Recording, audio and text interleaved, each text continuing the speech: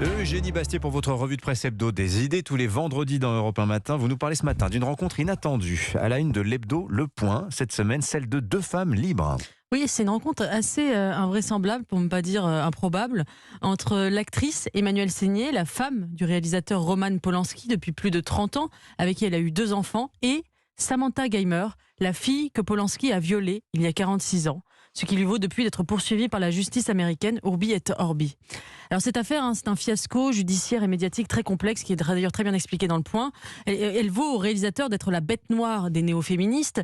Vous vous souvenez de la sortie théâtrale d'Adèle Haenel le 28 février 2020, lorsque Polanski avait reçu le César du meilleur réalisateur. Elle avait crié « la honte » avant de quitter la salle. Quelques jours plus tard, l'écrivaine Virginie Despentes avait publié une tribune incendiaire dans Libération, où elle mélangeait le 49-3, les violences policières et l'attribution de ce prix à Polanski en lançant cette phrase « C'est votre politique, exigez le silence des victimes ».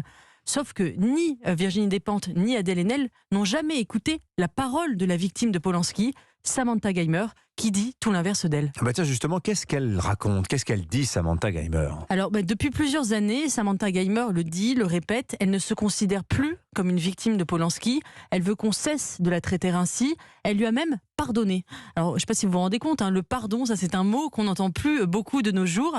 Et dans cet entretien mené dans Le Point par Peggy Sastre, elle dialogue donc avec Emmanuelle Seigner et elle persiste. Elle dit, je la cite, « Ce qui s'est passé avec Polanski n'a jamais été un gros problème pour moi. Je ne vois pas ce qu'il y a de féministe dans le fait de hurler que l'on est victime. Il a payé sa dette à la société. » Alors avec Emmanuelle Seigner, elle critique toutes les deux les dérives du mouvement MeToo. Samantha Geimer accuse ce mouvement d'accentuer le traumatisme de certaines femmes à qui l'on dit, je la cite, qu'elles ne pourront jamais se relever, se rétablir, aller de l'avant, tourner la page, guérir. On leur dit que de toute éternité, elles vont rester ces pauvres petites choses tristes et abîmées. Alors c'est une parole qui peut paraître choquante et même violente pour certaines femmes, mais c'est un témoignage aussi à contre-courant du discours victimaire. Effectivement, quelle leçon vous tirez de ce dialogue étonnant, Eugénie?